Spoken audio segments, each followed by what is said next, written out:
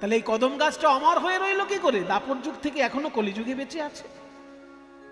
মহাপ্রভু যখন দর্শন করেছেন তখনও যেমন দেখতে ছিল, এখন যে গাছটা আছে এখন একই রকম দেখতে আছে, একভাবে ওই গাছ বেঁচে আছে, কদম গাছটি অমর। মহাপ্রভু যেমন দেখেছেন আমরাও তেমন দেখছি। ওই জন্য গাছটির নাম হচ্ছে অক্ষয় কদম্ব বৃক্ষ।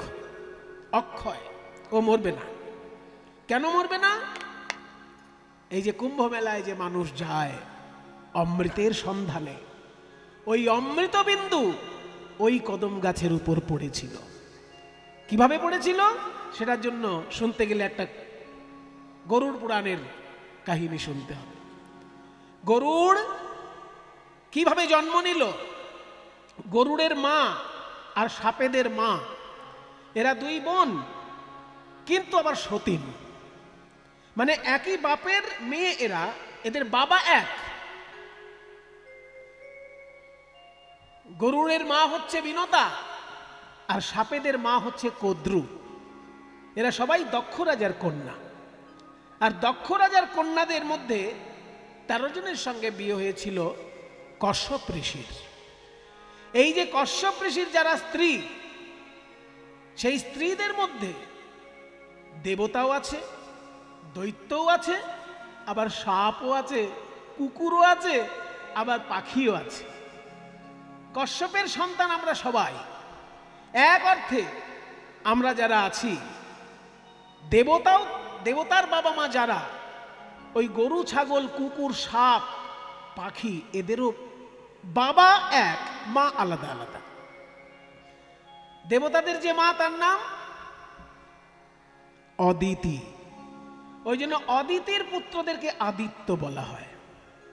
দ্বাদশ আদিত্য, 12 জন অদিতির পুত্র, তার মধ্যে বিষ্ণু আছে, তার মধ্যে সূর্য আছে। এই যে যারা দেবতা দ্বাদশ আদিত্য, তারা হচ্ছে অদিতির পুত্র। আর যারা দিতির সন্তান তাদেরকে দৈত্য বলা হয়। দিতি অদিতি এরা সবাই কিন্তু কশ্যপ ঋষির স্ত্রী। কাজেই কশ্যপ ঋষিরই পুত্র হচ্ছে দেবতা, কশ্যপ ঋষিরই পুত্র হচ্ছে দৈত্য, আবার কশ্যপ ঋষিরই পুত্র হচ্ছে নাগকুল, কশ্যপ ঋষিরই সন্তান হচ্ছে পক্ষীকুল। কশ্যপ ঋষির যে স্ত্রী কদ্রু, তার সন্তান হচ্ছে সাপ। আর কশ্যপ ঋষির যে স্ত্রী বিনতা, তার সন্তান হচ্ছে এই গরুড়। কি করে এই গরুড়ের জন্ম হলো তার একটা সুন্দর কাহিনী আছে। কদ্রুর স্ত্রী যখন বিনতা আর কদ্রু এই দুজন, এরা বোন তো, কিন্তু পিঠোপিঠি বোন বলে এরা যখন সতীন হিসেবে একই স্বামীর ঘর করছে, সারাক্ষণ ঝগড়া লেগে যায়। এই কেন এরকম করছিস? দুই বোন আবার দুজন সতীন হয়ে গেছে কপালে, সেই জন্য সারাক্ষণ ঝগড়া করে। তো একদিনকে একটা বিষয় নিয়ে দুজনের মধ্যে তর্ক বেঁধে গেল। বিষয়টা কি না, ইন্দ্রের ঘোড়ার লেজ সাদা না কালো। ইন্দ্রের ঘোড়া উচ্চৈঃশ্রবা, ওই ইন্দ্রের ঘোড়া যে লেজটা সেটা কি সাদা না কালো? এবার বিনতা জানতো যে ইন্দ্রের ঘোড়ার লেজ হচ্ছে সাদা, ঘোড়াটাও সাদা, লেজটাও সাদা। কিন্তু কদ্রু ভুল করে বলে ফেলেছে যে ইন্দ্রের ঘোড়ার লেজ হচ্ছে কালো। এবার বিনতা যেহেতু জানে সত্যিটা যে ঘোড়ার লেজটা হচ্ছে সাদা, এটা নিয়ে দুই বোনের মধ্যে ঝগড়া বেঁধে গেল, কদ্রু আর বিনতার মধ্যে। বলছে ইন্দ্রের ঘোড়ার লেজ সাদা না কালো, সাদা না কালো। বিনতা বলছে আমি জানি সাদা, আর কদ্রু বলেছে না আমি বলছি কালো, আর আমি যখন কালো বলেছি ওই ইন্দ্রের ঘোড়ার লেজ কালো হতেই হবে। জানেন তো কিছু কিছু ঝগড়াটির লোক আছে, মানে মিথ্যেকেও সত্যি করে দিতে চায় আর কি। তার মধ্যেই কদ্রু পড়ে, বলছে আমি যখন বলেছি ইন্দ্রের ঘোড়ার লেজ কালো, ও কালো হবেই, পৃথিবী উল্টে গেলেও ইন্দ্রের ঘোড়ার লেজ কালো হবে। এবার বিনতা যেহেতু জানে ইন্দ্রের ঘোড়ার লেজটা সাদা, সেই জন্য বললো যে আমি তাহলে বাজি লড়বো। বাজি লড়, বাজি রাখো। কিসের বাজি? বলে ইন্দ্রের ঘোড়ার লেজ যদি কালো হয়, বিনতা তুই কিন্তু আমার দিদি, কিন্তু শুনে রাখ ইন্দ্রের ঘোড়ার লেজ যদি কালো হয় তুই আমার দাসী হবি, আমার পায়ে তেল মাখাবি, আমাকে চান করিয়ে দিবি, আমাকে খাইয়ে দিবি, আমার পা টিপে দিবি, আমার বিছানা পরিষ্কার করে দিবি, সব করে দিবি, বাসন ধুয়ে দিবি, আমার দাসী হবি তুই, যদিও আমার দিদি, কিন্তু যদি হেরে যাস তুই আমার দাসী হবি। বিনতা বলছে, ওরে বোন তর্ক করিস না, ইন্দ্রের ঘোড়ার লেজটা সাদা। আমি শুনবো না। ইন্দ্রের ঘোড়ার লেজ যদি কালো হয় তুই বল, আমার দাসী হবি। এবার বিনতা যেহেতু জানে ইন্দ্রের ঘোড়ার লেজ সাদা, তাই বলে ফেলো, ঠিক আছে নে, আমি তোর দাসী হব। বললি তো? চন্দ্র সূর্য সাক্ষী আছে, এই ব্রাহ্মণ সাক্ষী আছে, বললি? কালকেই তাহলে আমরা দেখতে যাব ইন্দ্রের ঘোড়ার লেজ সাদা না কালো, দুই বোন মিলে যাব। এবার পরের দিন যখন ইন্দ্রের ঘোড়ার লেজ দেখতে যাবে, রাতের বেলায় কদ্রু খবর নিয়েছে ইন্দ্রের ঘোড়ার লেজটা সত্যি সত্যি সাদা। কদ্রু বলছে, তাহলে তো সকালবেলা দিদির সঙ্গে দেখতে গেলেই আমি তো হেরে যাব। জীবনে কারোর কাছে হার মানিনি, এই দিদির কাছে হার মানবো? তখন রাতের বেলা একটা ফন্দি আটল। কি ফন্দি? ওই যে কদ্রুর সন্তান যেহেতু সাপ, ওই কালো কালো সাপদেরকে ডেকে বলছে, আয় তো বাবা কালিও, আয় তো বাবা বাসুকি, আয় তো বাবা অনন্ত, আয় সাপেরা আয়। বলো মা, কালো কালো সাপ যারা আছিস তারা আয়, হলুদ সাপ আসবি না। এই নানান রঙের সাপ আছে, টিভিতে ইউটিউবে দেখবেন, হলুদ সাপ আছে, সবুজ সাপ আছে, লাল সাপ আছে, ওই অন্য রং চলবে না, শুধু কালো যারা আছিস তারা আয়। বলো মা কি করতে হবে? শোন, তোরা রাতারাতি যা, রাত্রের বেলা গিয়ে ইন্দ্রের ঘোড়ার লেজটাকে জড়িয়ে থাকবি। এবার সকালে যখন আমরা দুই বোন দেখতে যাব ইন্দ্রের ঘোড়ার লেজ, দূর থেকে তো দেখব, ইন্দ্রের লেজটার কাছে না গিয়ে দেখলেই হলো, দূর থেকে দেখব। তো যদি কালো সাপ জড়ানো থাকে লেজটা, তাহলে মনে হবে কালো লেজ। ওইটুকুর জন্য তোরা একটু মায়ের সম্মান বাঁচা বাবা। এবার মায়ের সম্মান বাঁচাতে কন্যা সন্তান চায়, সেই জন্য কালো কালো সাপেরা গিয়ে করলো কি, রাতের বেলায় ইন্দ্রের ঘোড়ার লেজটাকে জড়িয়ে কালো করে রাখলো। এবার সকালবেলায় দুই বোন এসেছে ইন্দ্রের ঘোড়া দেখতে, দূর থেকে দেখছে, যেহেতু দেখছে ইন্দ্রের ঘোড়ার লেজ কালো হয়ে আছে। বিনতা চিন্তা করলো, আমি তো শুনেছিলাম ইন্দ্রের ঘোড়ার লেজ সাদা, কালো দেখছি কেন? ওসব জানি না দিদি, কালকে তর্ক হয়েছে আমাদের দুই বোনের মধ্যে এবং কথা নিশ্চিত হয়ে গেছে যে ইন্দ্রের ঘোড়ার লেজ যদি কালো হয় তাহলে তুমি আমার দিদি হলেও আমার দাসী বৃত্তি করবে। বলো, আমার দাসী হবে তুমি? বিনতা বলল, বোন এই দিদিকে দাসী হিসেবে তোর খাটাতে ভালো লাগে, ওসব শুনবো না, ওসব নীতি কথা শাস্ত্র কথা শুনবো না, তুমি দাসী হবে কি না বলো। ঠিক আছে বোন, আমি যখন তোর কাছে বাজি হেরে গেছি আমি তোর দাসী হব, তুই যা বলবি আমি তাই করে দেবো। কিন্তু তুই শুধু একটা কথা বল, জীবনে কবে আমি এই দাসী বৃত্তি থেকে মুক্তি পাবো? তোর দাসী হওয়া থেকে আমার মুক্তি ঘটবে কবে? এইবার কথা এসো। তুমি তো বাজা, কতদিন বিয়ে হয়েছে তোমার সঙ্গে? আমার বরেরই তো বিয়ে হয়েছে। তুমি তো বাজা, তোমার সন্তান হয় না।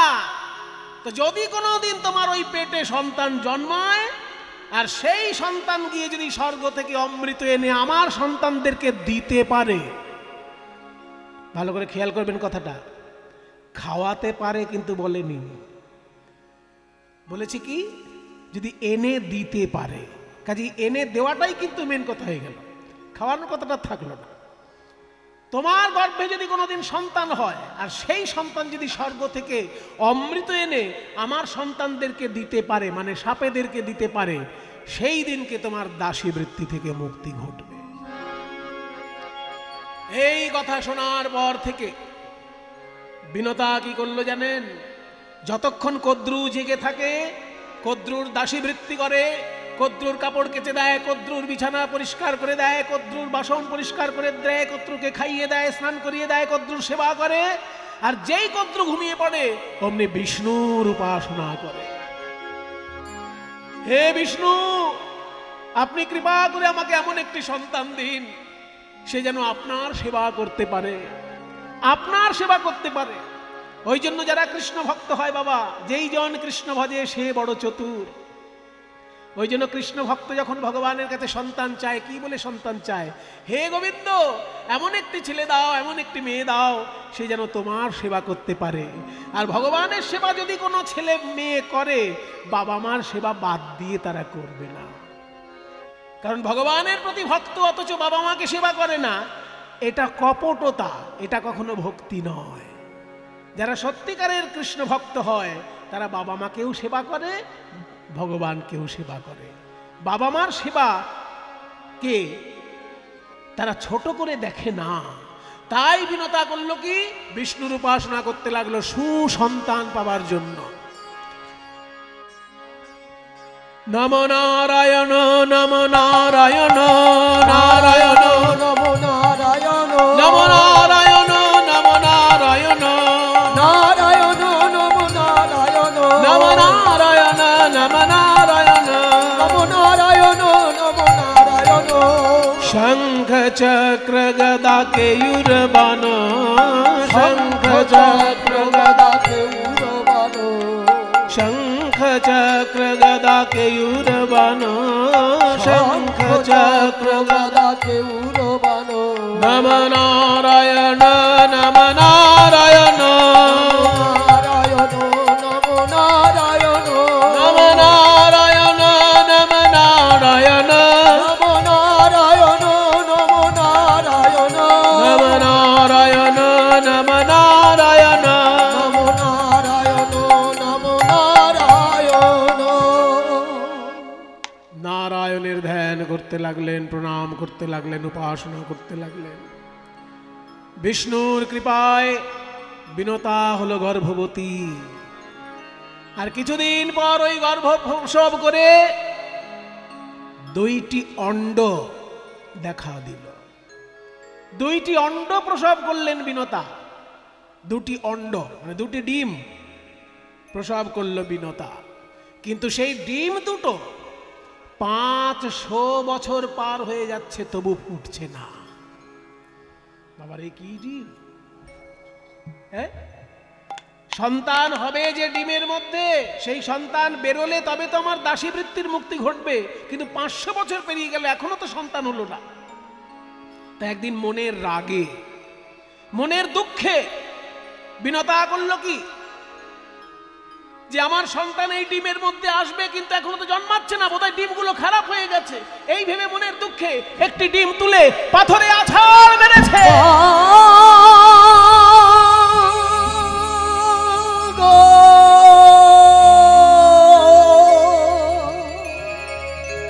ডিম ফেটে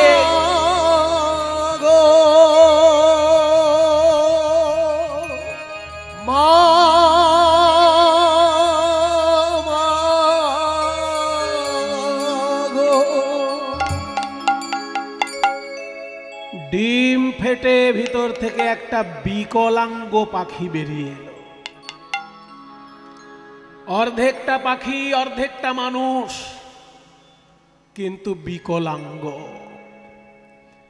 ডিমটা পুরোপুরি পুষ্ট হয়নি। যেহেতু মা অভিমান করে মনের দুঃখে ভেঙে দিয়েছেন ডিমটা, তাই একটি বিকলাঙ্গ অর্ধপক্ষী স্বরূপ, অর্ধেকটা মানুষ অর্ধেকটা পাখি হয়ে বেরিয়ে এলো। ছেলেটি কেঁদে কেঁদে মায়ের চরণে আছাড় খেয়ে পড়ল। মাগো, তুমি আমাকে পুরোপুরি সুস্থ হয়ে জন্মাতে দিলে না। যদি আমি পূর্ণ সুস্থ দেহ পেতাম, বিশ্ব ব্রহ্মাণ্ড প্রলয় করে দিতে পারতাম মা। কিন্তু তোমার ধৈর্যের বড় অভাব। 500 বছর পেরিয়েছে, আর 500 বছর যদি তুমি অপেক্ষা করতে, আরো 500 বছর পরে আমার জন্ম হতো মা। একসঙ্গে এই 2টো ডিম ফুটতো 500 বছর পর। কিন্তু তোমার তো ধৈর্য হলো না, তাই তুমি আমাকে অকালে প্রসব করালে মা। আমি তোমার অযোগ্য সন্তান, আমি তোমার সেবা করতে পারলাম না। আমি বিষ্ণুর, আমি সূর্যের রথে চললাম, কিন্তু আর একটা যে ডিম আছে মা, ওইটাকে তুমি মনের দুঃখে ফাটিয়ে দিও না। সাবধানে সযত্নে ওই ডিমটাকে রক্ষা করো। 500 বছর পর ওর ভেতর থেকে আমার ভাই জন্মাবে, তার নাম হবে গরুড়। আমার নাম হলো অরুণ, আমি হব সূর্যের রথের সারথি, আর ওই দ্বিতীয় অণ্ড থেকে প্রসূত হবে আমার ভাই, তার নাম গরুড়, ও হবে বিষ্ণুর সারথি। তাই আমি সূর্যের সারথি হয়ে উড়ে চললাম মা, আমি তোমার সেবা করার সুযোগ পেলাম না, কারণ আমি তো বিকলাঙ্গ, আমি যুদ্ধ করতে পারবো না। আমি পিঠে হয়তো বয়ে নিয়ে যেতে পারবো কাউকে, কিন্তু যুদ্ধ করতে পারবো না। আমার ভাই যে আসবে গরুড়, ও যুদ্ধও করতে পারবে, তাই ও এসে তোমার দাসীবৃত্তির মুক্তি ঘটাবে। দেখতে দেখতে আরো 500 বছর যখন পার হয়ে গেল, ওই দ্বিতীয় ডিমটা আপনি ফুটে ভিতর থেকে গরুড় মহারাজ প্রকাশিত হলেন। নিতাই গৌর হরি বল। বিষ্ণু ভক্ত শিরোমণি গরুড় মহারাজ কি জয়। বিষ্ণু বাহন গরুড় মহারাজ কি জয়। বিষ্ণু বাহন গরুড় মহারাজ কি। দ্বিতীয় অণ্ড প্রসবিত হয়ে তার ভিতর থেকে গরুড় বেরিয়ে এলো, পূর্ণ সুস্থ সুন্দর শরীর নিয়ে। বেরোনোর সঙ্গে কি করলো জানেন? সঙ্গে সঙ্গে মায়ের চরণে শুধু একটি প্রণাম করে এক ডানা ঝাপটা দিয়ে আকাশে উঠে গেল। আকাশে উঠে গিয়ে সূর্যকে ঢেকে দিল 2 ডানা দিয়ে। 2 ডানা দিয়ে সূর্যকে ঢেকে দিল, পৃথিবী হয়ে গেল অন্ধকার। শেষকালে শুনতে পেল যে সূর্যের কোনো দোষ নেই, মাকে দাসীবৃত্তি করিয়ে রেখেছে মায়েরই এক বোন, যে আবার সম্পর্কে মায়ের সতীনও হয়, মানে সৎ মা অথচ মাসি, দুটো সম্পর্ক গরুড়ের সঙ্গে কদ্রুর। সৎ মাও হচ্ছে আবার মাসিও হচ্ছে।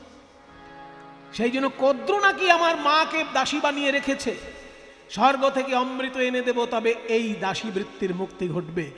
গরুড় উড়ে চলল স্বর্গে ইন্দ্রের কাছে। ইন্দ্র, কে হে তুমি? আমি গরুড়, বিনতানন্দন গরুড়। আমি তোমার কাছে আমি কাতর প্রার্থনা করছি দাদা, তুমি আমাকে অমৃতের ভাণ্ড দাও। সাবধান, আমায় দাদা বলে ডাকার সাহস হলো কি করে তোর? তুই একটা পক্ষী জাতি, তুই পাখি, অর্ধেকটা মানুষ অর্ধেকটা পাখি, কিন্তু পাখি তো তুই, ডানা আছে তোর। আমি হলাম দেবতাদের মধ্যে শ্রেষ্ঠ, ইন্দ্র আমার নাম, আমাকে দাদা বলে ডাকছিস কেন? তুমি তো সম্পর্কে আমার দাদা হও। তোমার পিতার নাম কি? কশ্যপ। আমার পিতার নাম কি? কশ্যপ। কশ্যপ ঋষির পুত্রই তো ইন্দ্র, আবার কশ্যপ ঋষির পুত্রই গরুড়। কিন্তু ইন্দ্রের মা হচ্ছেন অদিতি, আর গরুড়ের মা হচ্ছে বিনতা, শুধু মা আলাদা, বাবা এক। সেই জন্য বলছে তুমি আমাকে চিনতে পারছো না, আমি তো তোমার ভাই, তুমি খালি খালি আমার উপর রাগ করছো দাদা। শুধু অমৃতের হাঁড়িটা দিয়ে দাও, আমি ওই সাপেদের জন্য নিয়ে যাই, তারপর আবার তোমাকে এনে দিয়ে দেবো। চুপ কর, এই অমৃতের হাঁড়ি পাওয়া যাবে না, এই দেবতাদের খাদ্য, ওই সাপেদের জন্য অমৃতের হাঁড়ি দেব না আমি। যদি না দাও দাদা, তোমার সঙ্গে কিন্তু আমি যুদ্ধ করব, কারণ আমার জীবনে দাদার থেকেও মায়ের স্থান আগে। যে কোনো মানুষের জীবনে নাকি আগে মায়ের স্থান, তারপর তো দাদার স্থান, কি বলেন? আগে দাদা, তারপর তো মা নয়, আগে মায়ের সম্মান, তারপর দাদার সম্মান। কাজে আমার মায়ের দাসী বৃত্তি ঘটান দূর করার জন্য আমার অমৃত চাই। তুমি যদি না দাও তাহলে এই করো যুদ্ধ, যুদ্ধ।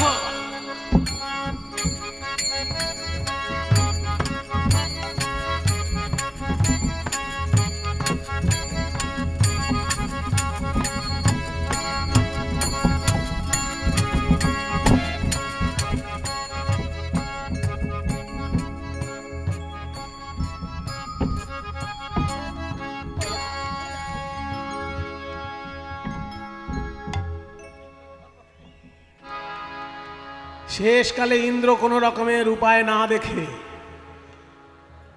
ইন্দ্রের কাছে যেটা সর্বশেষ অস্ত্র বজ্র, সমস্ত অস্ত্র যদি ব্যর্থ হয়ে যায়, বজ্র কখনো ব্যর্থ হবে না।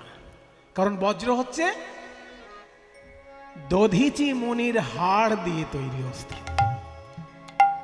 যেহেতু একজন মুনির হাড়, সেই জন্য সেটা কখনো ব্যর্থ হবে না। শেষকালে যুদ্ধে এটে উঠতে পারছে না বলে ইন্দ্র ওই বজ্র নিক্ষেপ করলো গরুড়ের উপর। আর গরুড় যেহেতু জানে যে বজ্র হচ্ছে দধিচি মুনির হাড় দিয়ে তৈরি অস্ত্র, ওই জন্য গরুড় কি করলো জানেন? বজ্রকে প্রণাম করলো।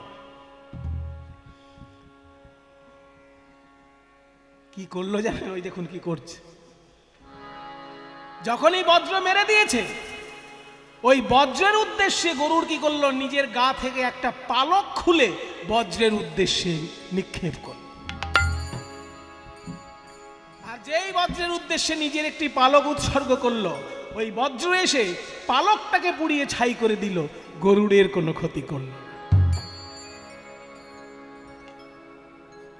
এবার বজ্রের আঘাতেও গরুড় রক্ষা পেল দেখে ইন্দ্র যুদ্ধ করা বন্ধ করে দিল। কারণ বজ্র যদি ফিরে আসে তাহলে তার সঙ্গে আর যুদ্ধ করে কোনো লাভ নেই। তাই গরুড় তখন বলছে, দেখ ভাই, এইবার গরুড় ভাই বলে ডাকছে, যে আমি তোর সঙ্গে যুদ্ধ কেন করলাম জানিস? এই অমৃতের ভাণ্ড যদি তোকে দিয়ে দিই, আর তুই তো অমৃত নিজে খাবি বলে নিয়ে যাচ্ছিস না, তুই তো সাপেদেরকে দিবি বলেছিস। আর সাপেরা যদি একবার অমৃত খেয়ে অমর হয়ে যায়, তাহলে বিশ্বব্রহ্মাণ্ডে আর কাউকে টিকতে দেবে? সারা পৃথিবীতে সৃষ্টি তত্ত্ব ওলট পালট হয়ে যাবে। সেই জন্য সাপদেরকে অমৃত যাতে না দেওয়া যায়, সেই জন্যই দিচ্ছিলাম না। ওদিকে আবার তোর মায়ের দাসিত্ব মুক্তি ঘটাতে হবে। কাজে তুই কিভাবে এই অমৃতকে সাপেদের হাত থেকে রক্ষা করবি সেটা ভাব। তখন গরুড় বলছে, দাদা আমি একটা বুদ্ধি বলছি, শোনো। অমৃতের হাড়ি আমি নিয়ে যাব, সাপেদেরকে দেখিয়ে দেবো এই দেখো অমৃতের হাড়ি। তারপর তোমার ছেলে জয়ন্ত, মানে ইন্দ্রের ছেলে যে, তার নাম জয়ন্ত। এই জয়ন্তের একটা আশ্চর্য ক্ষমতা ছিল, অদৃশ্য হয়ে চলে যাওয়া। কোথাও অদৃশ্য হয়ে যাওয়াটা জয়ন্তের কাছে কোনো ব্যাপার ছিল না। তাই বলছে অমৃতের হাড়ি আমি রেখে দেব, তোমার ছেলে জয়ন্ত অদৃশ্য অবস্থায় ওই অমৃতের হাড়ি নিয়ে চলে আসবে, কেউ বুঝতে পারবে না যে অমৃতের হাড়ি কোথায় চলে গেল। এইটুকু তোমার ছেলেকে করতে বলো, কারণ আমি তো অমৃতের হাড়িটা ওখান থেকে উঠিয়ে আনতে পারবো না, আমি অমৃতের হাড়িটা নিয়ে গিয়ে রেখে দেবো। তোমার ছেলে যেহেতু অদৃশ্য হতে পারে, ও যেন গিয়ে অমৃতের হাড়িটা নিয়ে আসে। তাই গরুড় তখন ওই অমৃতের হাড়ি এনেছিল এবং ওই সাপেদেরকে ডেকে একটা কুশের আসন পেতে অমৃতের হাড়ি রেখেছিল। মরা কুশে অমৃতের বিন্দু ছিটিয়ে দেখিয়ে দিয়েছিল, এই দেখো মরা কুশে অমৃত ছিটিয়ে দিলাম, মরা কুশ জ্যান্ত হয়ে গেল। তাহলে এটা অমৃত, এই অমৃতের হাড়ি থাকলো কুশের উপর। এই বলে অমৃতের হাড়িটা কুশের উপরে রেখেছিল। জয়ন্ত এসে সেই অমৃতের হাড়ি নিয়ে চলে গেল। ওই জয়ন্ত এসে অমৃতের হাড়ি যখন অদৃশ্য অবস্থায় নিয়ে গেল, সাপরা বুঝতে পারল না যে অমৃতের হাড়ি কোথায় গেল। কি গো, তুমি যে অমৃতের হাড়ি আনলে সেটা গেল কোথায়? বলে অমৃত হাড়ি বোধ হয় অদৃশ্য হয়ে যায় আপনা আপনি। আমি তো এনে দিয়েছি, সেটা তো তোমরা দেখেছো। মরা কুশকে জ্যান্ত করে দিয়েছি, তাও তোমরা দেখেছো। বলে হ্যাঁ, সেটাও দেখেছি। তাহলে এই কুশের উপরেই তো অমৃতের হাড়ি ছিল, ওইখানেই অমৃত বোধহয় বিলীন হয়ে গেছে। এই শুনে সাপেরা তখন ওই কুশ চাটতে লাগলো। কুশ চাটতে চাটতে তাদের জিহ্বা দ্বিধা বিভক্ত হয়ে গেল। তখন থেকে সাপেদের জিহ্বা বা সাপ জাতীয় যে সব প্রাণী আছে তাদের জিহ্বাগুলো দ্বিধা বিভক্ত। আর ওই যে অমৃতের হাড়িটা জয়ন্ত নিয়ে চলে গেল, সেই সময় ভারতবর্ষের 4টি জায়গায় রেখেছিল। যেখানে যেখানে ওই অমৃতের হাড়ি রেখেছিল সেখানে সেখানে একটু করে অমৃত পড়ে যায়। সেই জন্য সেই 4টি মহাতীর্থে কুম্ভ মেলা উৎসব হয়। জয়ন্ত যখন নিয়ে যায় ওই অমৃতের হাড়ি, 4টি জায়গায় বিশ্রাম দিয়েছিল। সেই 4টি জায়গা হচ্ছে হরিদ্বার, তারপর প্রয়াগরাজ মানে এলাহাবাদ, আরেকটি হচ্ছে উজ্জয়িনী, আরেকটি হচ্ছে নাসিক। ভারতবর্ষের এই 4টি জায়গায় ওই অমৃতের হাড়ি রাখা হয়েছিল। তাই সেইখানে লক্ষ লক্ষ মানুষের বিশ্বাস গেলে অমৃত লাভ হবে। আপনাদের আশীর্বাদে 4টি তীর্থেই কুম্ভ মেলায় আমি দর্শন করে এসেছি, প্রণাম করে এসেছি। আমার সৌভাগ্য হয়েছে ভারতবর্ষের 4টি কুম্ভ মেলাতেই যোগদান করে স্নান করে আসার এবং মাকে সঙ্গে নিয়ে গিয়ে স্নান করিয়েছিলাম। এটা আমার বড় একটা প্রাপ্তি। সেই জন্য এই যে 4টি জায়গায় কুম্ভ মেলা অনুষ্ঠান হয় এই কারণে। কিন্তু গরুড় যখন ওই অমৃতের হাঁড়ি এনেছিল সেই সময় বৃন্দাবনে ওই কদম গাছটার 3টে ডালের মাঝখানে অমৃতের হাঁড়িটা রেখেছিল। ওই 3টে ডালের মাঝখানে অমৃতের হাঁড়িটা রাখার জন্য হাঁড়িটা একটুখানি টলে গিয়ে 1 বিন্দু অমৃত ওই গাছটায় পড়ে যায়। সেই জন্য বৃন্দাবনের মধ্যে ওই গাছটি হাজার হাজার বছর ধরে বেঁচে আছে। সেই গাছটা এখনো আপনারা দর্শন করবেন বৃন্দাবনে গেলে, গরুড় যে গাছে অমৃত রেখেছিল। তাই সেই কালীদহের গাছের একদম যমুনার তীরেই কালীদহ ঘাট। তাহার উপরে ভাই পাখি যদি উড়ে যায় পড়ে তাহা তেজিয়া পরাণ, বিষ লিছে জলে, কোন পশু যদি যায় কুলে, বিষ লিছে জলে, প্রাণী যদি যায় কুলে, বিষের বাতাস পাইয়া মরে, বিষের বাতাস পাইয়া মরে। ও মা স্থাবর জঙ্গম কত, কুলে মরি আছে সতরে, স্থাবর জঙ্গম যত, কুলে মরি আছে কত রে। কালীদহের বিষ জল সহিতে না পারে, ওই বিষ জল সহিতে না পারে। বিষের জ্বালায় জ্বালায় অঙ্গ জলে, জ্বালায় জ্বালায় অঙ্গ জলে। বলি কেউ তো সেথায় যেতে না রে, বিষের জ্বালায় জ্বালায় অঙ্গ জলে, কেউ তো সেথায় যেতে না রে, জ্বালায় জ্বালায় অঙ্গ জলে। কালীয় নাগ যেখানে বাস করছে তার ভয়ঙ্কর বিষে মিশ্রিত হয়ে গিয়ে ওই বিষ জলে এত জ্বালা। তীরে কত বৃক্ষ মৃত হয়ে পড়ে আছে, কত পশু পাখি মৃত হয়ে পড়ে আছে, শুধু ওই অক্ষয় কদম্ব বেঁচে আছে। যেহেতু ওর গায়ে অমৃত আছে ওকে কেউ মারতে পারে না। ওদিকে হলো কি জানেন, প্রাণ গোবিন্দ খেলা করতে করতে আজকে এসেছে কালীদহ ঘাটের একটু দূরেই খেলা করছেন। শ্রীরাম সুদাম দাম্ব সুদামকে নিয়ে এসেছেন, কিন্তু দাদা বলাই আজকে আসেনি। মায়েরা একটা জিনিস খেয়াল রাখুন, যেদিনকে কালীয় দহে শ্রীকৃষ্ণ গিয়েছিলেন সেই দিনটায় বলরামের জন্মদিন ছিল। সেই দিনটাতে কিন্তু বলরামের জন্মদিন ছিল বলে মা রোহিণী বলরামকে সারাদিন ভালো মন্দ খাওয়াবেন, অনেক অনুষ্ঠান আছে তো, ওই জন্য বলরামকে যেতে দেননি। আর বলরামকে যেতে দেননি বলেই সেই সুযোগটা কৃষ্ণ কাজে লাগিয়েছে। কারণ দাদা বলরাম সঙ্গে আসলে কোনো মতেই কৃষ্ণকে ওই কালীদহের তীরে যেতে দিতেন না। আর দাদার কথা শুনবে না এমন ভাই তো কৃষ্ণ নয়। সেই জন্য দাদা বলরাম আজকে আসেনি বলে সুযোগটা কৃষ্ণ কাজে লাগিয়েছে। আসেনি কেন না, আজকে হচ্ছে বলরামের জন্মদিন। দিনটা কোন দিন, তিথিটা আপনাদেরকে বলে দিই, সারা জীবন মুখস্থ রাখার মতন দিন। আপনাদের জানা আছে তিথিটা, কিন্তু ওই দিনটা যে বলরামের জন্মদিন সেটা সবার জানা নেই।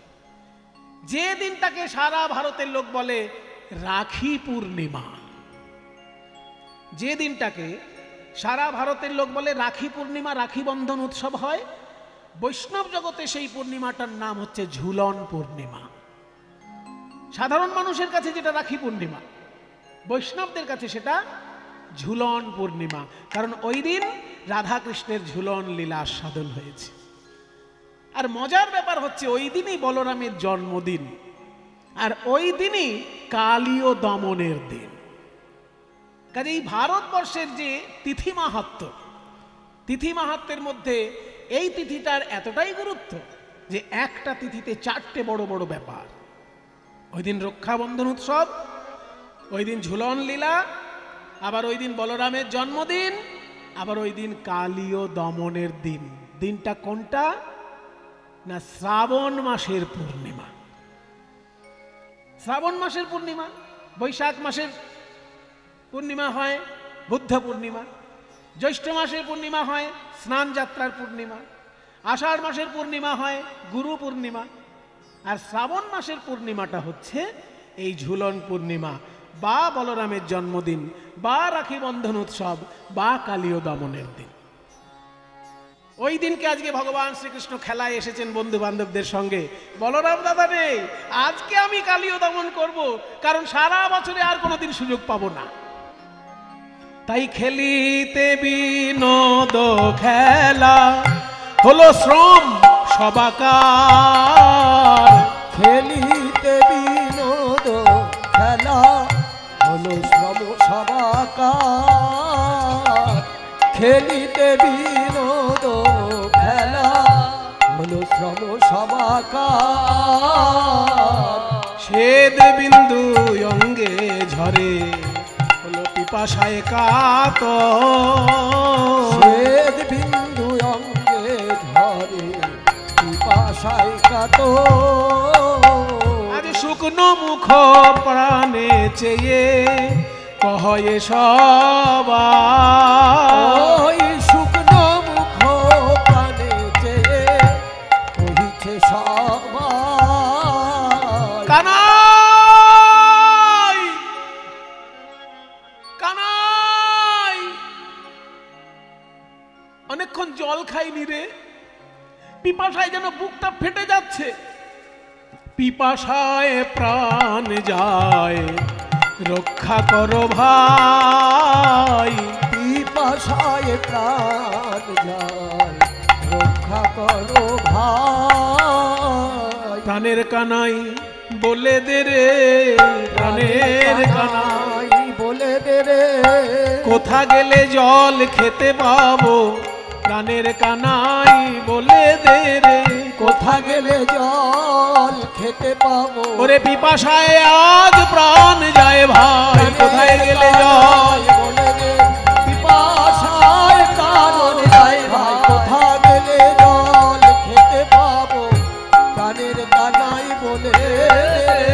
পিপাসায় প্রাণ যায় উপায় বলো ভাই। কৃষ্ণ মনে মনে চিন্তা করলেন, এখন পরিষ্কার জলের দিকে যদি পাঠিয়ে দিই আমার বন্ধুদেরকে, তাহলে তো কালীয় দমন হবে না। তাই আমি বরং এদেরকে বলি যে কালীদহে যা, সেখানে জল পাওয়া যায়। জল পাওয়া যায় বললেন, যা ওই কালীদহের দিকে যা।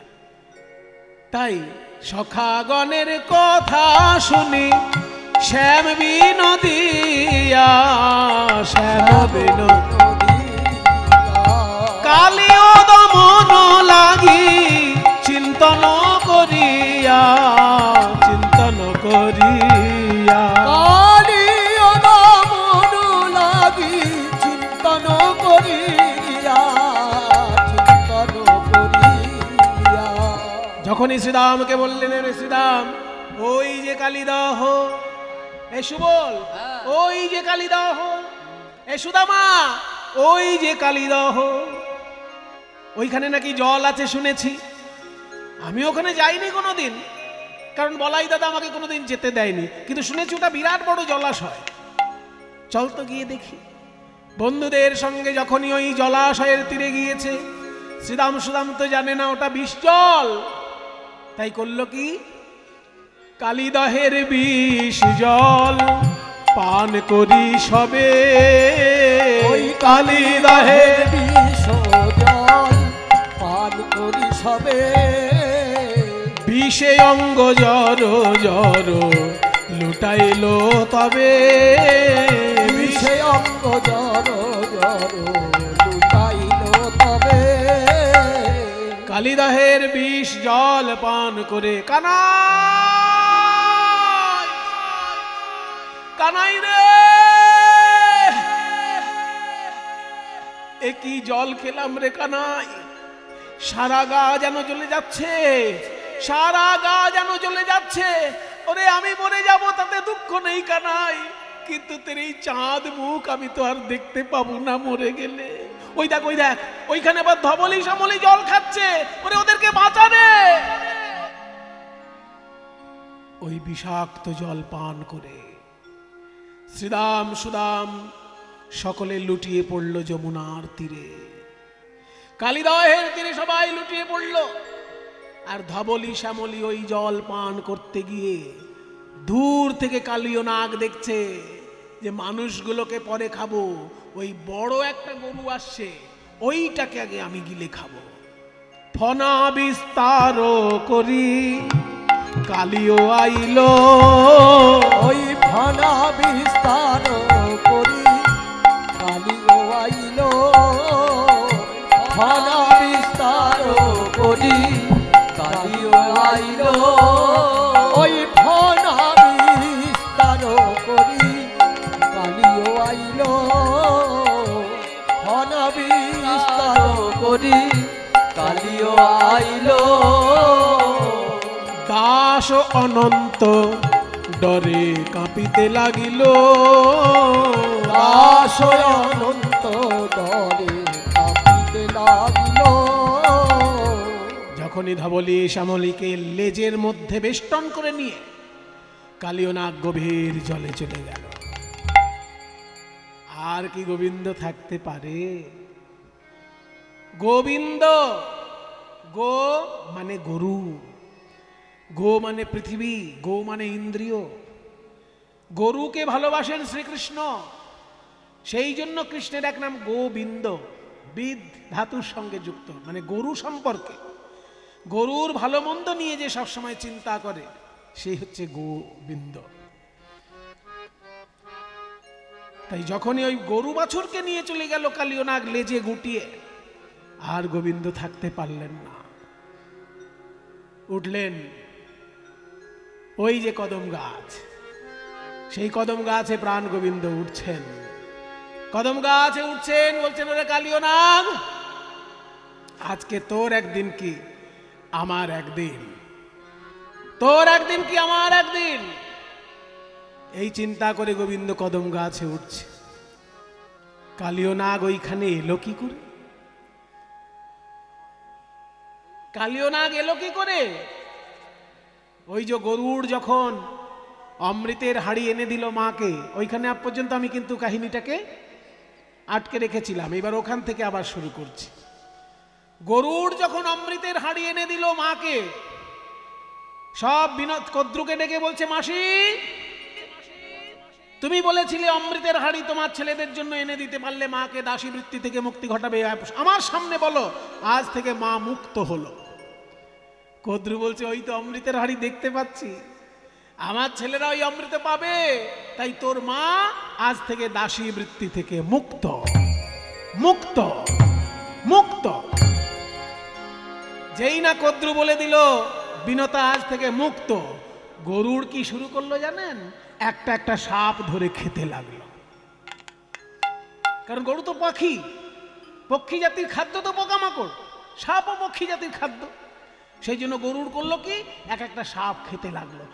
পেট ভরে গেলেও সাপ খাচ্ছে, কারণ গরুর মনে মনে চাইছে যে যার মা আমার মাকে কষ্ট দিয়েছে, ওই প্রজাতিটাকেই আমি বাঁচিয়ে রাখবো না, সব সাপ খেয়ে শেষ করবো।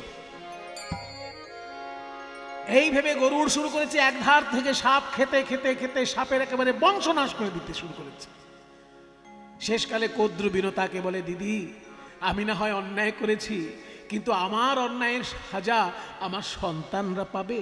দোষ করেছি আমি, আর আমার সন্তানদেরকে কষ্ট দিচ্ছে তোমার ছেলে, তোমার ছেলেকে নিষেধ করো, ও যেন আর আমার ছেলেদেরকে না খায়।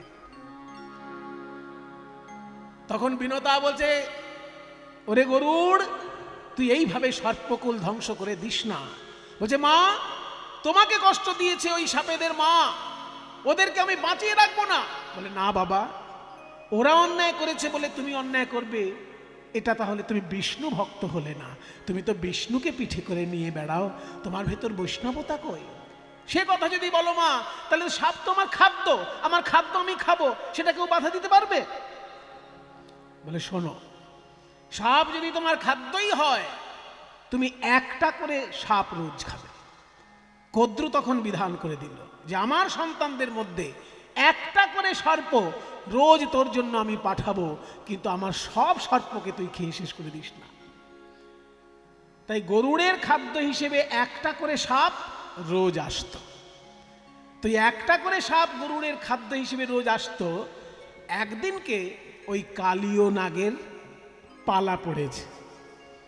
কালীয় নাগের যেদিন পালা পড়েছে, কালীয় নাগ তো জানে আজকে গরুড় আমাকে খেয়ে ফেলবে, তাই মনের দুঃখে কালীয় নাগ গরুড়ের খাদ্য হয়ে গরুড়ের কাছে যাবার চেষ্টা করছে। দূর থেকে দেখছেন নারদ মুনি, উনি তো সব জানেন। উনি মনে মনে চিন্তা করছেন, এই কালীয় নাগকে যদি গরুড় খেয়ে শেষ করে দেয়, তাহলে তো বৃন্দাবনে শ্রীকৃষ্ণ এসে যখন লীলা করবেন, আমি তো কালীয় দমন লীলা দেখতে পাবো না। তাই সব সাপের মৃত্যু ঘটলেও কালীয়র মৃত্যু ঘটানো যাবে না, কালীয় নাগকে বাঁচাতেই হবে। তাই নারদ মুনি এসে কালীয় নাগকে বলল, শোনো কালীয়, গরুড় তোমাকে খেতে পারবে না, তুমি এখনই চলে যাও বৃন্দাবনে। যমুনার তীরে দেখবে একটা নতুন হ্রদ তৈরি হয়েছে, যে হ্রদটা যমুনা থেকে বিচ্ছিন্ন, অথচ যমুনার জলেই তৈরি হয়েছে। ওইখানে গিয়ে তুমি বাসা করো। ওইখানে সৌভূরি মুনির আশ্রম আছে, আর ওই সৌভূরি মুনির আশ্রমে গরুড় কোনোদিনই যেতে পারবে না, তাই ও কোনোদিন তোমাকে খেতে পারবে না। বলছে কেন সৌভূরি মুনির আশ্রমে গরুড় যেতে পারবে না কেন? ওইখানে সৌভূরি মুনির আশ্রম আছে, সৌভূরি মুনির আশ্রমে গরুড় যেতে পারবে না কেন? এই সৌভূরি মুনি ছিলেন বিরাট প্রভাবশালী একজন মুনি। এই সৌভূরি, তার এত বড় ক্ষমতা ছিল যে ওই মান্ধাতার পুত্র যুবনাশ্বের, মান্ধাতা নাম শুনেছেন তো? কোনো জিনিস পুরনো হলে বলে মান্ধাতা যুগের জেরে। মান্ধাতা ছিলেন আমাদের ভারতবর্ষেরই প্রাচীন একজন রাজা। সেই মান্ধাতার পুত্র যুবনাশ্বের 50টি কন্যা ছিল। তো একবার সৌভূরি মুনি জানতে পারলেন যে পাশে স্ত্রী না থাকলে কোনো কোনো যজ্ঞ করা যায় না। কিছু কিছু যজ্ঞ আছে বাবা, পাশে স্ত্রী না থাকলে সেই যজ্ঞ করা যায় না। তাই সৌভূরি মুনি ওই রাজার কাছে গিয়ে বলেছিলেন, আপনার তো 50টি মেয়ে আছে, একটি মেয়ের সঙ্গে আমার বিয়ে দিন, আমার স্ত্রী পাশে থাকলে আমার যজ্ঞ করতে সম্পূর্ণ হবে। তখন রাজা ভাবলেন যে সর্বনাশ, এই মুনি ঋষির গলায় আমার মেয়েকে তুলে দেওয়ার থেকে, মেয়েকে কি মুনি ঋষির গলায় মেয়েকে তুলে দিতে আছে, তার থেকে এক কাজ করি, মুনি ঋষিকে যদি ফিরিয়ে দিই, সেটাও আবার মুনি ঋষিকে অসম্মান করা হবে, অভিশাপ দিয়ে দিতে পারে। তাই বলছে যে শুনুন মুনিবর, আপনার সঙ্গে আমার কন্যার বিয়ে দিতে আমার কোনো আপত্তি নেই, তবে মেয়েরা বড় হলে মেয়েদের একটা ইচ্ছার মূল্য থাকে। তাই আমার মেয়েরা যেহেতু বড় হয়েছে, আমি স্বয়ংবর সভা ডাকবো, সেই স্বয়ংবর সভায় আপনিও উপস্থিত হবেন। আমার মেয়েদের মধ্যে কারোর যদি আপনাকে পছন্দ হয়, সে আপনার গলায় মালা দিলেই তার সঙ্গে আপনার বিয়ে হয়ে যাবে। স্বয়ংবর সভার দিনে আপনি আসবেন। এবার ওই 50 জন রাজকন্যার স্বয়ংবর সভা ডাকা হয়েছে। 50 জন রাজকন্যার স্বয়ংবর সভায় যখন সৌভূরি মুনি আসবেন, মনে মনে ভাবলেন যে সব রাজপুত্ররা আসবে রাজকন্যাদের বিয়ে করার জন্য, তার মধ্যে আমি যদি একজন এই মুনি ঋষি লোক, মুনি ঋষি আর রাজপুত্র তো একরকমের হবে না। রাজপুত্র দেখতে কত সুন্দর হবে, আর মুনি ঋষি তো তপস্যা করতে করতে তার শরীরটা একেবারে কাঠখোট্টা শুকনো শরীর হবে। কাজেই রাজপুত্রদের মধ্যে যদি একজন মুনি ঋষি ঢুকে পড়ে, তাকে তো কেউ পছন্দ করবে না। তাই তখন সৌভূরি মুনি করলেন কি জানেন? আসামে একটা বড় তীর্থ আছে, তার নাম মদন কামদেব। ওইখানে মদন দেবের উপাসনা হতো এককালে। মদন দেবতার মন্দির আছে, এখন অবশ্য সেখানে কোনো পুজো আচ্চা হয় না, কিন্তু মন্দিরের ভগ্নাবশেষ ওইখানে এখনো আছে। ওই মদন দেবতার মন্দিরে গিয়ে সৌভূরি মুনি বললেন, হে মদন দেব, আমি আপনার তপস্যা করছি, আপনার মতন আমাকে সুন্দর করে দিন। তখন সৌভূরি মুনি মদন দেবতার তপস্যা করে মদন দেবতার মতন সুন্দর হয়ে গেলেন। এত সুন্দর দেখতে হলো সৌভূরি মুনি, যখন ওই 50 জন রাজকন্যার স্বয়ংবর সভায় এসেছে, এত রাজপুত্র এসেছে, কারোর গলায় মালা পড়ল না। 50টি মেয়েই ওই সৌভূরি মুনির গলায় গিয়ে মালা দিয়েছিলেন। এমন প্রতাপশালী প্রভাবশালী ঋষি মুনি ছিলেন সৌভূরি। সেই সৌভূরি মুনি ওই বৃন্দাবনের যমুনার তীরে, যেখানটায় হ্রদ তৈরি হয়েছে, যমুনার জলে তৈরি, যমুনা থেকে বিচ্ছিন্ন হ্রদ, ওই তীরে বসে তিনি তপস্যা করতেন। তো ওই তীরেই তো ওই গাছটা আছে, যে গাছে গরুড় এসে অমৃতটা রেখেছিল। তো অমৃত রেখে যখন গরুড় জলের কাছে গিয়েছিল, দেখেছিল শোল মাছ খেলা করছে। শোল মাছ খেলা করছে, একটা বড় শোল মাছ আর তার সঙ্গে সঙ্গে বাচ্চা শোল মাছ, মানে বাচ্চাদেরকে নিয়ে মা শোল মাছটা খেলা করছিল। এবার এই যে বাচ্চাদেরকে নিয়ে মা শোল মাছ খেলা করছিল, এটা প্রতিদিনই খেলা করে, আর সৌভূরি মুনি ওই দর্শন করে আনন্দ পান। কিন্তু গরুড় যখন সেখানে চলে এসেছে, গরুড় তো জানে না ওসব। গরুড় ওই শোল মাছ দেখে আর লোভ সামলাতে পারেনি, ওই শোল মাছ দেখে বাচ্চাগুলোকে ধরে ধরে একটা একটা করে খাচ্ছে। এবার মায়ের সামনে যদি কোনো সন্তানকে হত্যা করা হয়, তাহলে সেই মা কত কষ্ট পায়। যখন ওই বাচ্চা শোল মাছগুলো ধরে ধরে গরুড় খাচ্ছে, শেষকালে বড়টাকে খাবে বলে রেখে দিয়েছে, সেই সময় সৌভূরি মুনি এসে হাজির হয়েছে। গরুড়, এ তুই কি সর্বনাশ করলি? প্রতিদিন আমি যখন এখানে ধ্যানে বসি, সামনে দেখি জলের মধ্যে ওই মাছটি খেলা করে তার বাচ্চাদেরকে নিয়ে। ওই মাছটার মধ্যে আমি বিশ্বমাতৃকার রূপ দেখতে পাই। আমি মনে মনে চিন্তা করি, বিশ্ব ব্রহ্মাণ্ডের যে সৃষ্টিকরী জননী, এই বিশ্ব ব্রহ্মাণ্ড সৃষ্টি করেছে যে মা, সে তার সন্তানদেরকে নিয়ে এইভাবেই খেলা করছে। ওই মাছ যখন বাচ্চাদেরকে নিয়ে খেলা করে, আমি তার মধ্যে বিশ্বমাতৃকার রূপ দেখতে পাই। আর তুই তাদেরকে ধরে ধরে আমার সামনে খাচ্ছিস, মায়ের সামনে সন্তানকে হত্যা করছিস, এখনই আমার অভিশাপ তোর। যেই না অভিশাপ দিতে গিয়েছে সৌভূরি মুনি, অমনি গরুড় তখন সৌভূরি মুনির দুটি পায়ে জড়িয়ে ধরেছে। দেখুন বাবা লীলা, যে গরুড় ইন্দ্রের সঙ্গে যুদ্ধ করে এসেছে, সে কিন্তু সৌভূরি মুনির পা জড়িয়ে ধরেছে, যুদ্ধে গেল না। কারণ ভারতবর্ষে দেবতার উপরে মুনি ঋষির সম্মান, দেবতার উপরে মুনি ঋষির সম্মান। তাই ইন্দ্রের সঙ্গে যুদ্ধ করেছে গরুড়, কিন্তু সৌভূরি মুনির সঙ্গে যুদ্ধে গেল না। তার পা জড়িয়ে ধরে বলছে, মুনিবর, আমি তো জানি না যে আপনি এইখানে বসে ওই মাছগুলো যখন খেলা করে তাদের দেখে আপনি বিশ্বমাতার কথা চিন্তা করেন। আমি কি করে জানবো এটা? আর দ্বিতীয় কথা, আমি জাতিতে পক্ষী, আর পক্ষী জাতির খাদ্যই তো মাছ। মাছরাঙা পাখি কি কোনো বক বা যেসব পাখি মাছ খায়, তারা যদি কোনো জায়গায় গিয়ে মাছ খায়, সেটা কি তার পাপ হবে? সেটা তো তার খাদ্য। তা আমি হলাম পক্ষী জাতি, মাছ তো আমার খাদ্য। আমি যদি আমার খাদ্য খাই, সেখানে আমি অপরাধটা কি করলাম?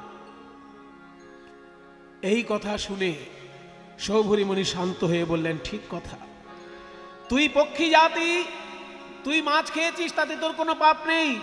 আর আমি যে ওই মাছগুলোকে দেখে আমার জগৎ জননীর কথা চিন্তা করি, সেটাই বা তুই জানবি কি করে? কাজে তোর দিক দিয়ে কোনো দোষ নেই, তুই খেয়ে ফেলেছিস যখন, এখন তোর কোনো দোষ নেই। কিন্তু শুনে রাখ গরুড়, কান খাড়া করে শোন, ভবিষ্যতে যদি তুই কখনো এইখানে আসিস, আমার অভিশাপ থাকলো, এইখানে দ্বিতীয়বার কখনো আসলেই তুই মাথা ফেটে মরে যাবে,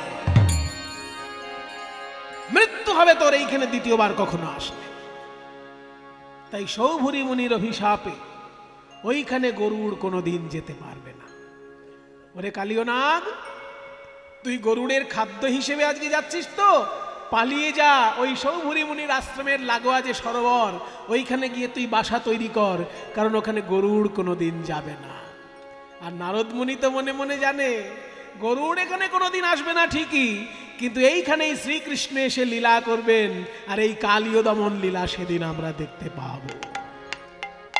তাই দেখি যদু নন্দন দুষ্ট দর্প বিনাশন, দেখি যদু নন্দন দুষ্ট দর্প বিনাশন। কালীয় নাগ ছুটে আসছে দেখে কালীয় নাগকে দমন করার জন্য গোবিন্দ আমার ওই কদম গাছে উঠলেন। দেখি যদু নন্দন দুষ্ট দর্প বিনাশন, ওই দেখি যদু নন্দন দুষ্ট দর্প বিনাশন, উঠিলেন কদম্বের ডালে, উঠিলেন কদম্বের ডালে, বলি তাহার ওই উপরে চড়ি ঘনমাল ষাট মারি, তাহার ওই উপরে চড়ি ঘনমাল ষাট মারি, তাহার ওই উপরে চড়ি একই শোভারে,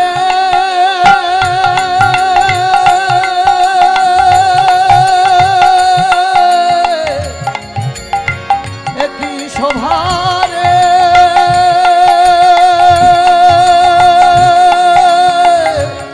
একই শোভারে, একই শোভারে, তাহার ওই উপরে চড়ি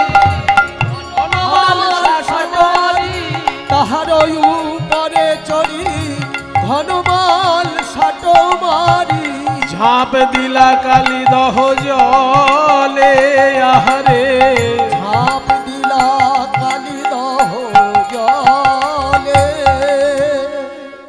কৃষ্ণ গোবিন্দ আমার ওই কদম গাছে উঠে কালীয় দমন করার জন্য যেই ঝাঁপ দিয়েছেন,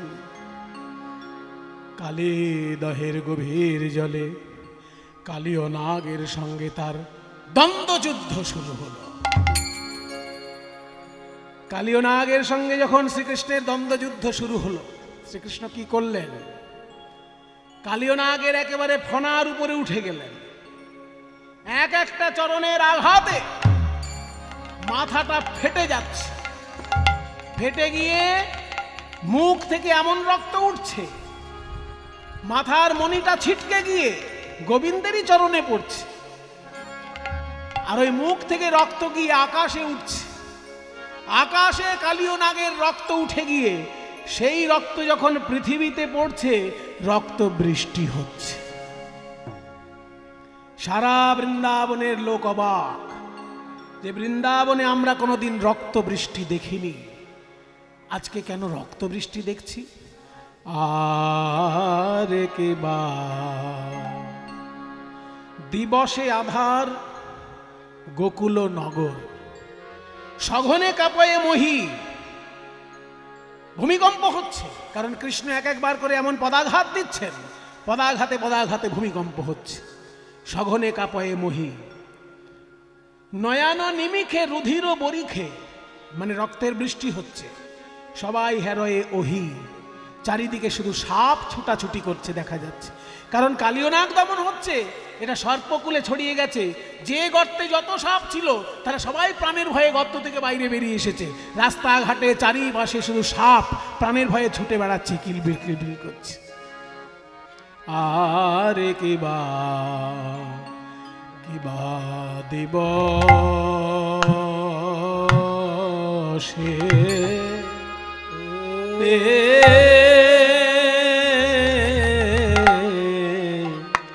দিবসে আধার আধার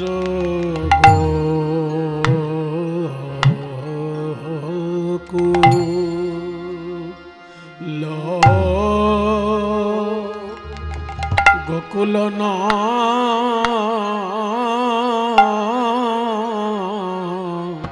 নগর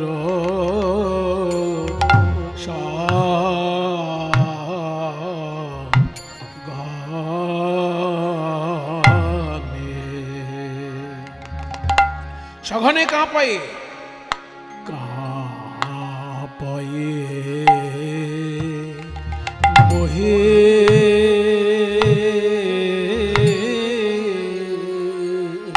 কাঁপে রে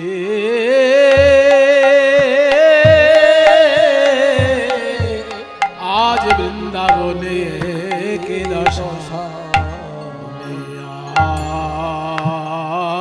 আজ ব্রজের কি কেন পথে পথে সাপ দেখা বলি এমন দশা কভু দেখি নাই।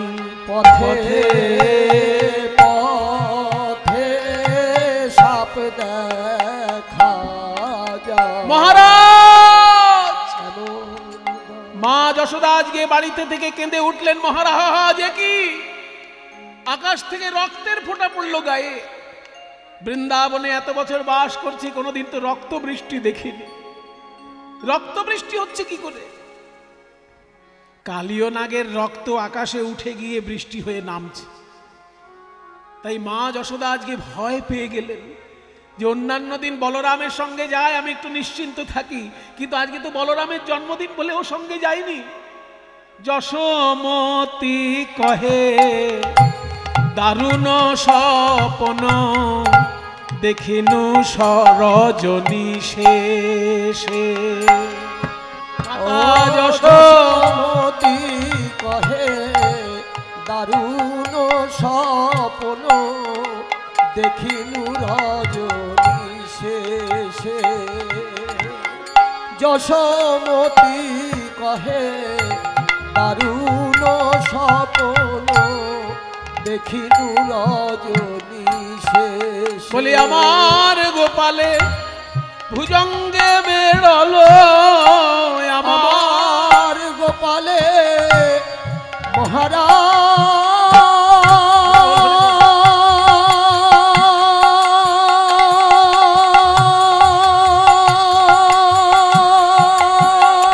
মহারাজ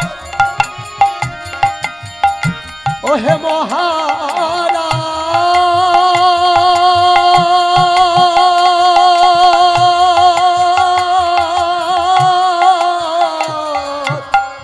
আমার গোপালে ভুজঙ্গে বেরোলো জারলো বিষম বিষে। শুনেছি সূর্য ওঠার আগের যে 2 মুহূর্ত তাকে বলে ব্রাহ্ম মুহূর্ত। ওই ব্রাহ্ম মুহূর্তে যদি কেউ স্বপ্ন দেখে সেটা সত্যি হয়। আজকে আমি ব্রাহ্ম মুহূর্তে স্বপ্ন দেখেছি মহারাজ, আমার গোপাল গোষ্ঠে গেছে আর তাকে একটা বড় সাপে জড়িয়ে ধরে এমন ভাবে দংশন করছে, গোপালের সারা গায়ে বিষ জ্বলে পড়ছে। শেষকালে কি এটা সত্যি হবে নাকি? এই বলে সকলে যখন ক্রন্দন করছেন, আর কাল বিলম্ব না করে একে একে সবাই ছুটে এলেন ওই কালীদহ তীরে। কালীদহ তীরে সবাই ছুটে এসেছে। যখনই সবাই ছুটে এসেছে, দেখে শ্রীরাম সুদাম সেইখানে ক্রন্দন করছেন। শ্রীরাম সুদাম কেঁদে বলে, ওরে ভাই কানাই, তুই কেন ঝাঁপ দিলি ওই কালীদহ জলে? মা যশোদা যদি এখনই এসে জিজ্ঞাসা করে, আমি কি উত্তর দেব? কি বলিব যশোদারে, কি বলি যাইব ঘরে? কি বলিব যশোদারে, কি বলি যাইব ঘরে? ওই দেখ ধেনু বৎস কাঁদে উভরা, ওই ধেনু বৎস কাঁদে উভরা। শুনিতে এ সব বাণী পাষাণ হইল পানি রে। শুনিতে সব বাণী পাষাণ হইল পানি রে। পাথর গলে জল হয়ে যায়, পাথর গলে জল হয়ে যায়। এই কালীয় দমনের বিরহ ব্যথায় পাথর গলে জল হয়ে যায়। কালীয় দমনের বিরহ ব্যথায় পাথর গলে জল হয়ে যায়। দাস বনি গড়ি যায়, দাস মাধব বনি গড়ি যায়। পদকর্তা মাধব দাস বলছেন যে কালীয় দমনের বিরহে বৃন্দাবনের পাথরও যেন গলে যাচ্ছে। যখনই শ্রীরাম সুদাম এসে কানাই কানাই বলে কাঁদছে, ওদিকে শ্রীরাম সুদামের পেছনে এই মা যশোদা এসে বলছে, শ্রীরাম তোদের সবাইকে দেখতে পাচ্ছি, আমার বাছা গোপাল কই? আজকে বলরাম আসেনি, তোর দায়িত্বে তো পাঠিয়েছিলাম শ্রীরাম, গোপাল কই? যখনই জিজ্ঞাসা করেছে মা যশোদা, আর শ্রীরামের মুখে কোনো কথা সরে না। শেষকালে শ্রীরাম মুখে কিছু বলতে পারে না,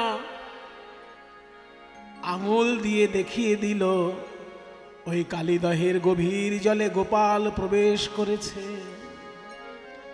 যেই না ওই রকম দেখিয়ে দিল বাবা আঙুল দিয়ে যে ওই কালীদহের মাঝখানে গোপাল ডুবে গেছে। এই কথা শোনার সঙ্গে সঙ্গে মা যশোদা কি আর থাকতে পারে? অমনি মাথায় আঘাত করে মা যশোদা ভূমিতলে বসে পড়ে আর নন্দ রাজার চরণ ধরে কেঁদে বলে, ওগো মহারাজ, এই দিনও কি আমায় দেখতে হলো? গোপাল রে, তুই আগে কেন আমায় বললি না? তুই যদি এই জলে ঝাঁপ দিবি এটা জানতে পারতাম, আমি যে আগেই এসে এই জলে ঝাঁপ দিতাম।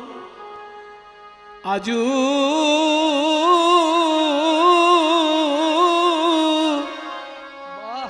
কাঁদে ব্রজেশ্বরী উচ্চৈঃস্বর করি, বলে কোথারে গোকুল চন্দ পদ।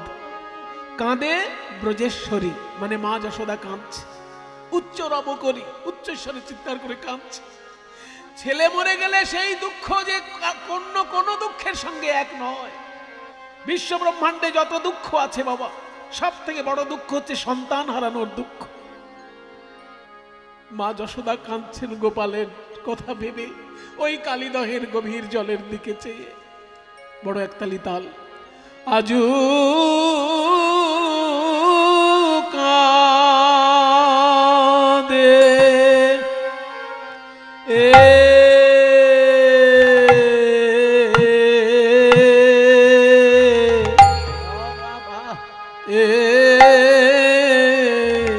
কাঁদে ব্রজে সরি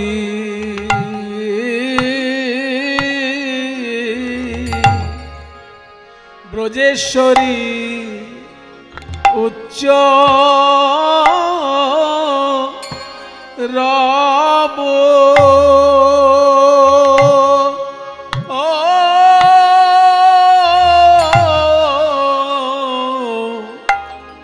উচ্চ রব করি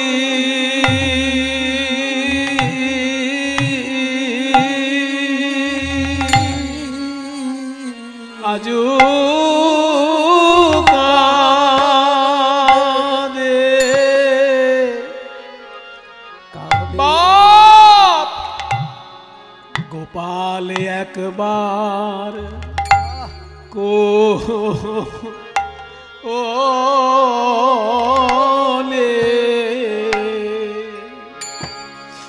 কোলে আয় রে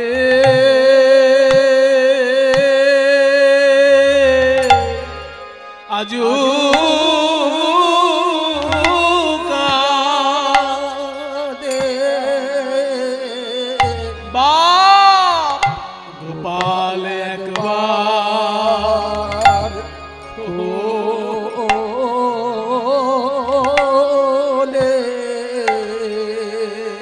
কোলে আয় রে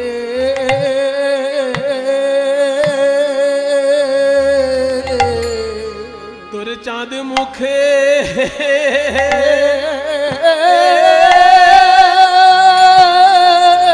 চাঁদ মুখে মা মা বলে একবার কোলে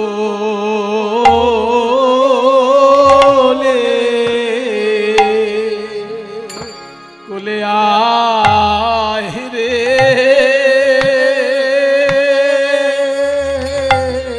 তোর চাঁদ মুখে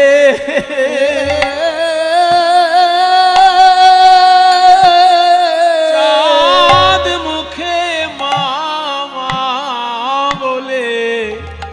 বলিও রে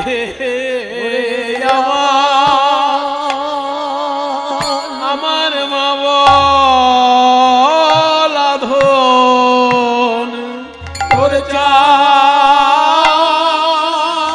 মুখে মামা বলে ওরে ও রে আমার মা বলা ধন চাঁদ মুখে মামা বলে ও রে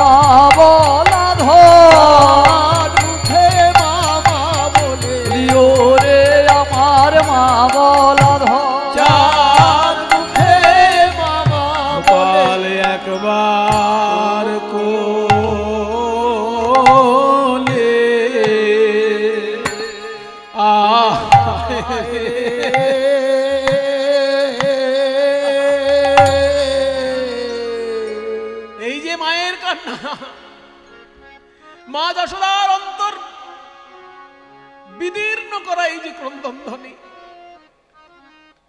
এই কীর্তন গানটি শিখিয়েছিলেন আমাকে দ্বিজেন দে মহাশয়, রাধারমণ কর্মকার মহাশয়ের প্রিয় দোহার দ্বিজেন দে। এই গানগুলো যদি আমাদেরকে কৃপা করে না শেখাতেন আমরা জানতেই পারতাম না কীর্তনে এত রস, কীর্তনে এত আনন্দ, বিশুদ্ধ আনন্দ, বিশুদ্ধ বিরহ রস। বলে কোথা রে, ছোট ছোট একতালি, গোকুল চন্দ, বলি কোথা রে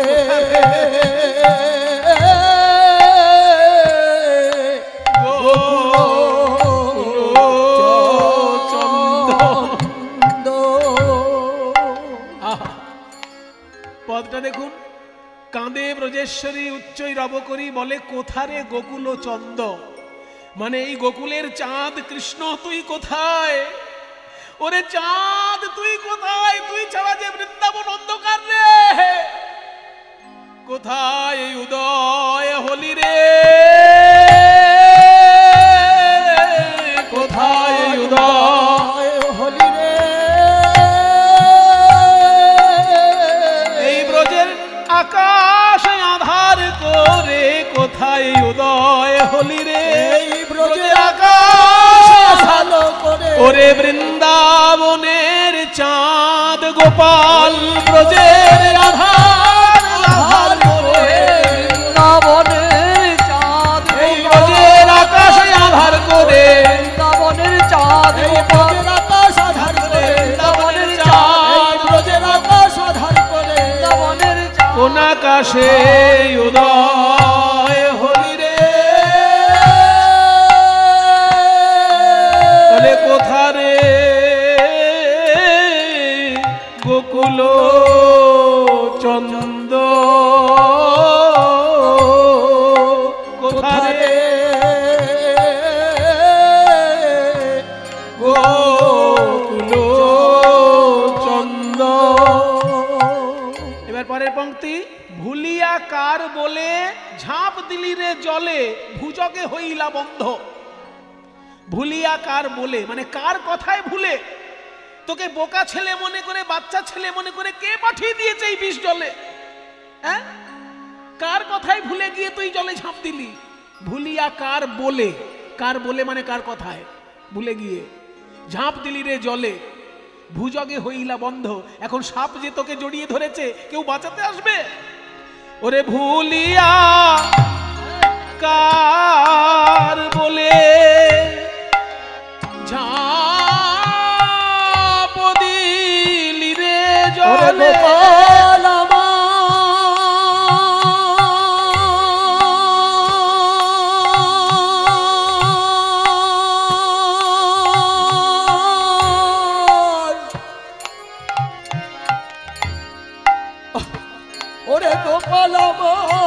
মায়ের উলুধ্বনি দাও, উলুধ্বনি দাও। নিতাই গৌর প্রেমানন্দে হরি বল, হরি বল, হরি বল।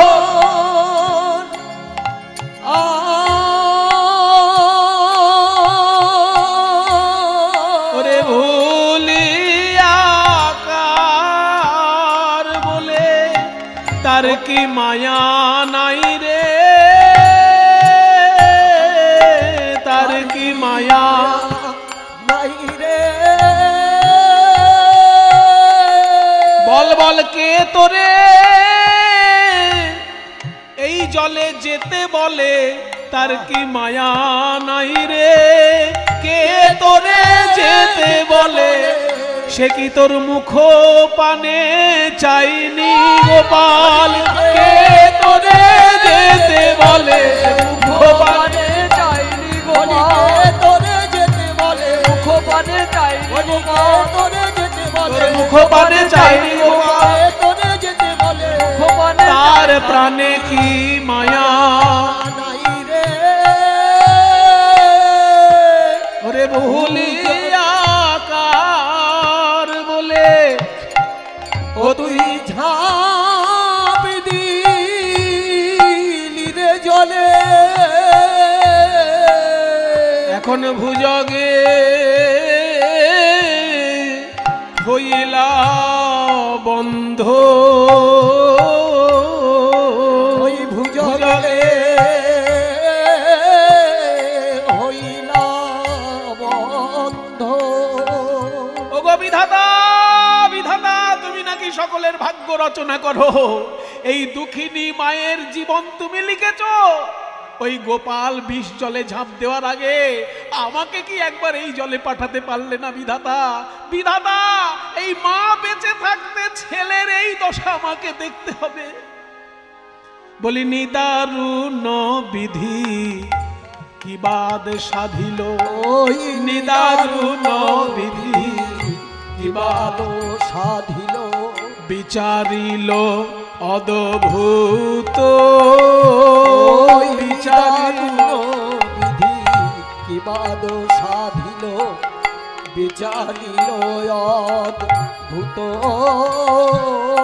বল কি দোষ পাইয়া লইল কাঢ়িয়া, কি দোষ পাইয়া লইল কাঢ়িয়া। আমার সোনার সুত,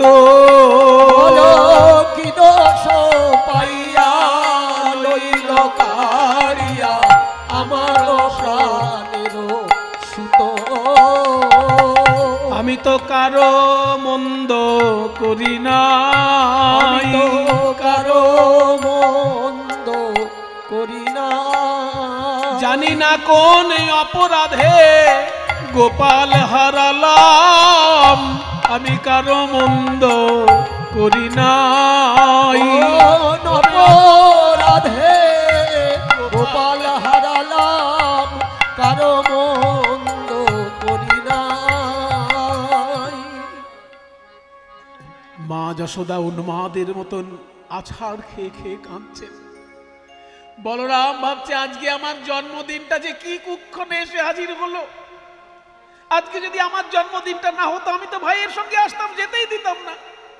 একদিকে মাকে আটকাবো না, আমার নন্দরাজাকে আটকাবো না, আমার নিজের মাকে আটকাবো।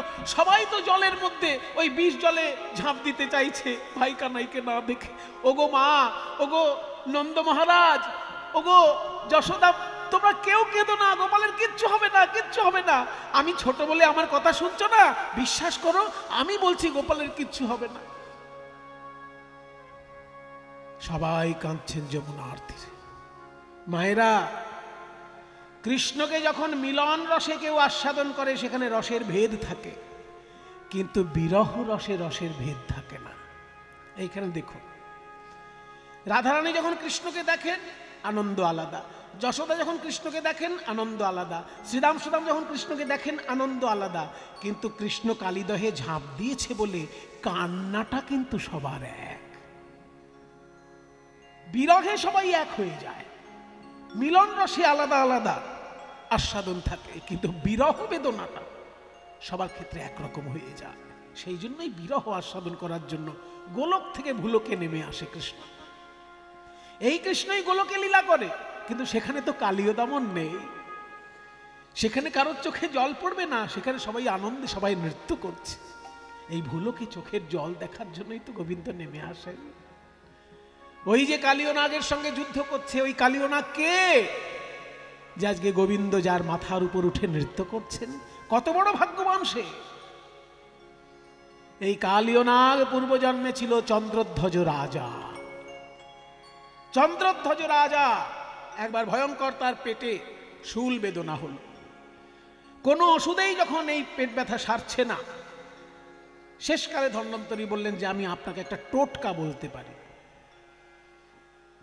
ওই মান সরোবর বলে একটা বিরাট বড় সরোবর আছে কৈলাসে, ওইখানে যদি আপনি গিয়ে মানস সরোবরে যদি গিয়ে স্বর্ণহংসের পিত্ত ভক্ষণ করতে পারেন, ওখানে একটা সোনালী হাঁস দেখবেন সাঁতার দিচ্ছে, ওই স্বর্ণহংস, ওই স্বর্ণহংসের পিত্ত ভক্ষণ করতে পারলে আপনার শূল ব্যাধি সারে। এবার চন্দ্রধ্বজ রাজা যখনই গিয়ে ওই স্বর্ণহংসকে বধ করতে গিয়েছে, অমনি স্বর্ণহংস কথা বলছে, সাবধান। কে কথা বলে? আমি হাঁস কথা বলছি। হ্যাঁ, হাঁসে আবার কথা বলে? আমি একজন তপস্বী, এখানে হাঁস রূপে বিচরণ করছি, তাই তোমার মঙ্গলের জন্যই কথা বলছি। বলুন কে আপনি? বলে শোনো, আমি একজন ঋষি, হাঁস রূপে এখানে শুধু বিচরণ করছি, আমার পিত্ত ভক্ষণ করলে তোমার পেট ব্যথা সারবে, এই তো? বলে ওরে বাবা, আপনি তো সব জানেন দেখছি। হ্যাঁ, আমি সর্বজ্ঞ হাঁস, আমার পিত্ত ভক্ষণ করা তোমার দরকার নেই। এই যে সরোবরের তীরে এক গাছগুলো আছে, ওই গাছে দেখো একজন ঋষি তপস্যা করছে, ওই ঋষির পা ধোয়া জল যদি তুমি খেতে পারো তোমার পেট ব্যথা সেরে যাবে। কোন কোন মতে উনি হচ্ছেন অগস্ত্য ঋষি, গাছে পা ঝুলিয়ে তপস্যা করছে। এবার চন্দ্রধ্বজ রাজা যখনই গেছেন সেই ঋষির কাছে, হে ঋষিবর, আপনার দুটি চরণের মধ্যে একটি চরণ একটু এগিয়ে দিন, আমি একটু পা ধোয়া জল খাবো, আমার পেট ব্যথা সারবে। ঋষি তখন যেই পাটা এগিয়ে দিয়েছেন, সেই পাটায় ভয়ঙ্কর ঘা। এই ঘেয় পায়ের পা ধোয়া জল খাওয়া যায়? ঋষিবর, আপনার তো আরো একটা চরণ আছে, সেইটা বাড়িয়ে দিন, এটার চরণ জল খাওয়া আমার পক্ষে খুব কষ্টকর। তো আর একটা চরণ যেটা আছে সেটা যখন বাড়িয়ে দিয়েছে, বলে দেখে আগের চরণটা তো তবু ভালো ছিল, সেখানে ঘা ছিল কিন্তু পোকা ছিল না। এই চরণটা আবার দেখা যাচ্ছে ঘায়ের মধ্যে পোকা কিলবিল করছে। বাবারে, এই জল কি করে খাবো? কিন্তু যদি এই জল যদি আমি না খাই তাহলে তো ঋষি আবার অভিশাপ দিয়ে দেবে। বলে ঠিক আছে, চরণ জল দিন, আমি বাড়িতে নিয়ে গিয়ে খাবো। এবার ওই চরণ জলটা মাথায় করে নিয়ে রাজা বাড়িতে এসেছে, এসে রানীদেরকে বলছে দেখো এখানে মুনি ঋষির চরণ ধোয়া জল আছে, কিন্তু ওনার চরণে ঘা ছিল বলে ওই পোকামাকড় ওইসব রয়েছে, কিন্তু আমার পক্ষে তো এটা ওষুধ, আমাকে খেতেই হবে। তুমি এক কাজ করো, এই জলটা বাড়ির ছাদে রেখে এসো, সারাদিন ধরে সূর্যের ভয়ঙ্কর তাপে এর পোকা মাকড় জীবাণু যা আছে সব মরে যাবে, পরিষ্কার হয়ে যাবে, যখন সেই ছাঁকা জলটা দেবে আমি খাবো। এবার ওই জল যখন সূর্যের তাপে শুকোতে দিয়েছে, মানে পোকামাকড় যাতে মরে যায় সেই জন্য যখন সূর্যের তাপে রেখে দিয়েছে জলটা, সেই সময় এক রানী আবার ওই জলটা খেয়ে ফেলেছে। সেটা জানতে পেরে ওই অগস্ত্য ঋষি ছুটে এসেছেন।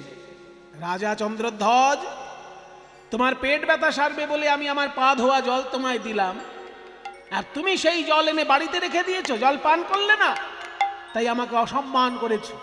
মুনি ঋষিকে অসম্মান করেছে যখন, তুমি সর্পকুলে জন্মগ্রহণ করবে।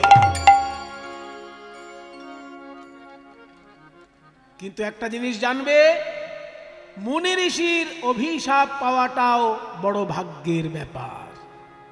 যখন তুমি আমার অভিশাপ পেলে যে সর্পকুলে জন্ম পাবে, আবার আমার আশীর্বাদটাও শুনে নাও, যেহেতু আমার পা ধোয়া জল তুমি মাথায় করে বয়ে এনেছো, তাই সর্পরূপে যখন তুমি জন্মগ্রহণ করবে, ওই মাথার উপর শ্রীকৃষ্ণ নৃত্য করবে।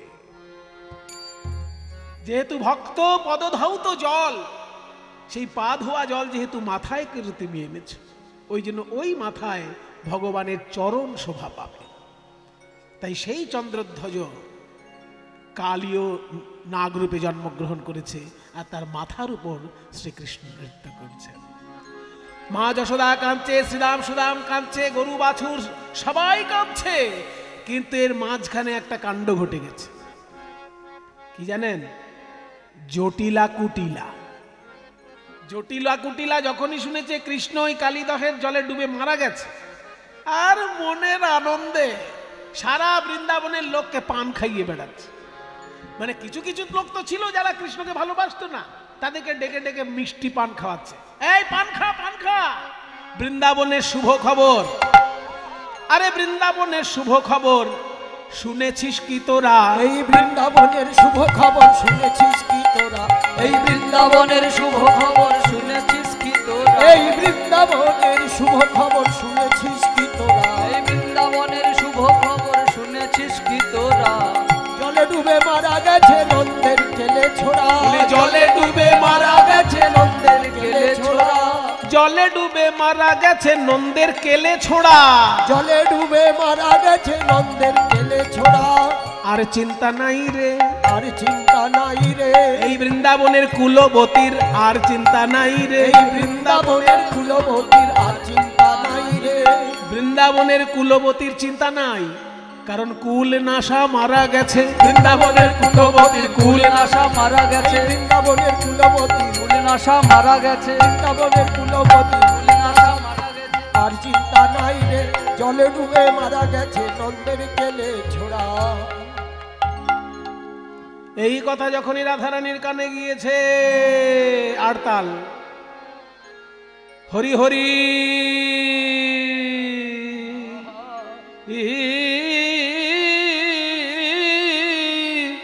কিয়ে ভেলো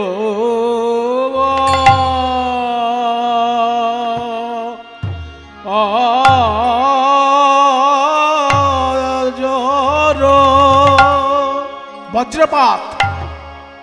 রাধারানী বলছেন, কেন আমার মাথায় আগে বাজ পড়লো না এই খবর শোনার আগে?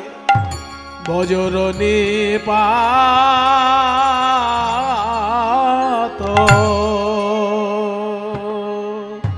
হরি হরি কি ভেলো বজ। বলি এই কি আমার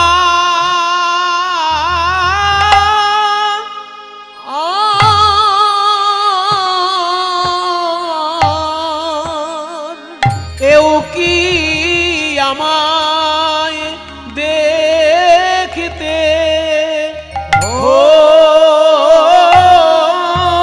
হলো? আমার প্রাণনাথ কালিদাহের জলে গেল, এও কি আমার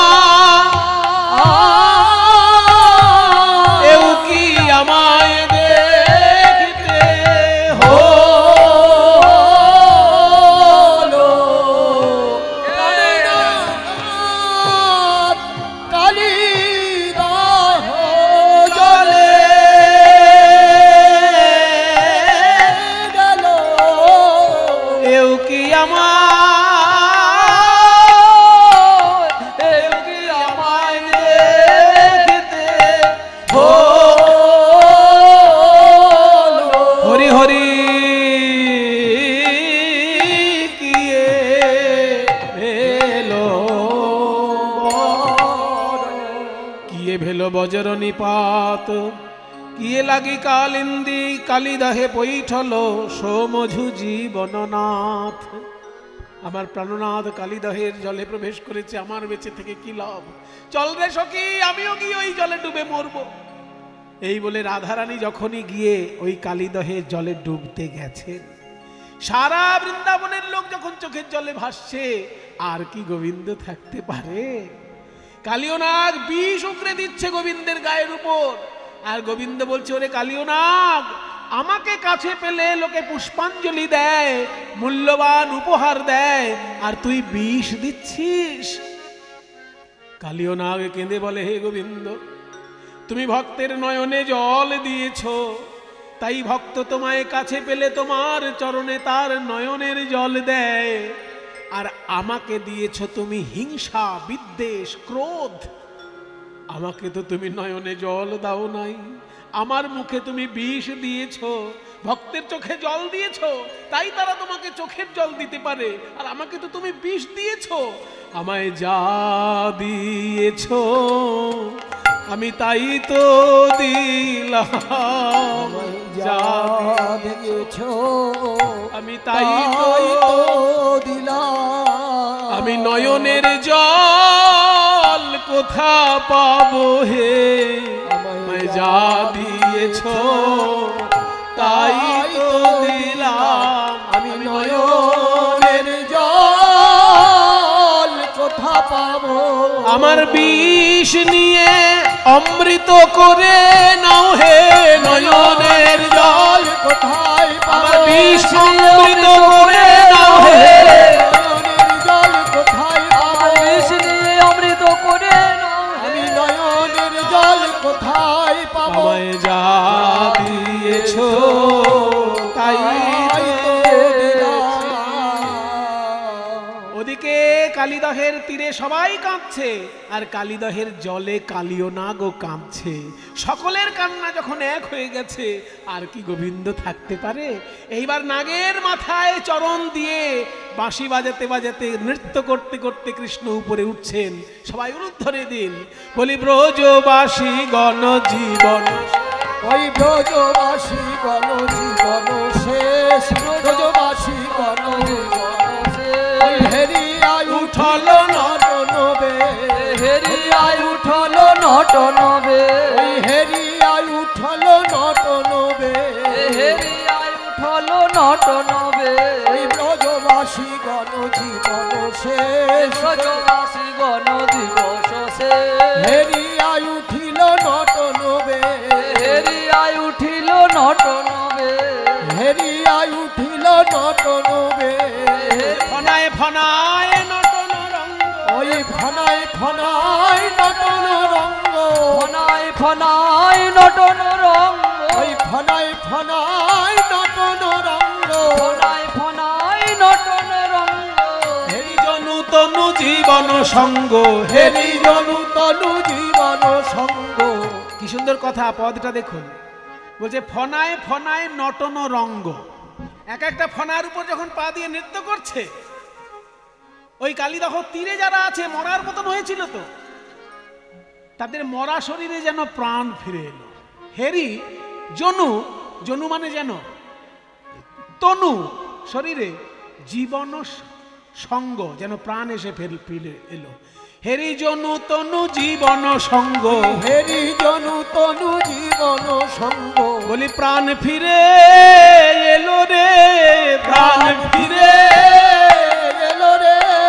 ওই ব্রজবাসীর মরা দেহে যেন প্রাণ ফিরে এলো রে। ওই ব্রজবাসীর মরা দেহে, ওই কালিয়ের মাথায় নাচন দেখে ব্রজবাসী মরা দেহে, ওই কালিয়নাথায় নটন দেখে, ব্রজবাসীর মরা দেহে প্রাণ ফিরে এলো রে। আজ ফনায় ফনায় দমন করি, ওই ফনায় ফনায় দমন করি, নটবর ভঙ্গে নাচয়ে হরি। ওই নট বড় ভঙ্গে নাচয়ে হরি, এই নটবর ভঙ্গে নাচয়ে হরি। যেন নটবর নাচে রে, নটবর নাচে রে। কালিও কালিও নাগের ফনায় ফনায় নটবর নাচে রে, কালিও নাগের ফনায় ফনায় নটবর নাচে রে, কালিও নাগের ফনায় ফনায় নয়ন ভরে দেখে নাও ভাই কালিও নাগের ফনায় ফনায় নয়ন ভরে দেখে নাও ভাই, কালিও নাগের ফনায় ফনায় ফনায় ফনায় নটবর নাচে রে। এবার মাথা থেকে একটা করে রত্ন খসে পড়ছে আর খুলে গিয়ে গোবিন্দেরই চরণে যেন পুষ্পাঞ্জলি হয়ে চলে যাচ্ছে।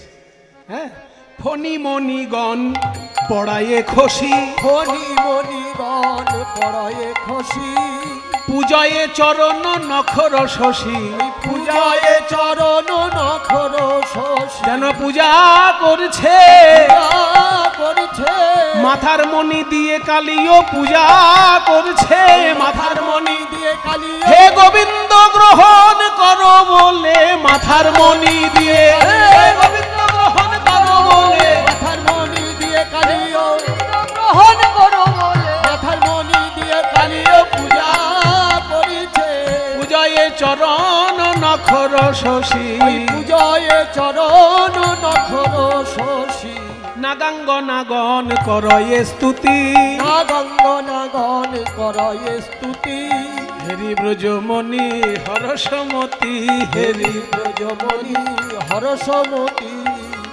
কালিও নাগের স্ত্রীগণ কৃষ্ণের উদ্দেশ্যে স্তব পাঠ করছে যে আমাদের স্বামীর মাথায় এমন ভাবে আপনি পদাঘাত করছেন, আমাদের স্বামী যদি পরলোক গমন করে আমরা তো বিধবা হয়ে যাব, আমরা তো কোনো দোষ করি নাই, আমাদের স্বামীকে আপনি যেন হত্যা করবেন না, আমরা তাহলে বিধবা হয়ে যাব প্রাণ গোবিন্দ।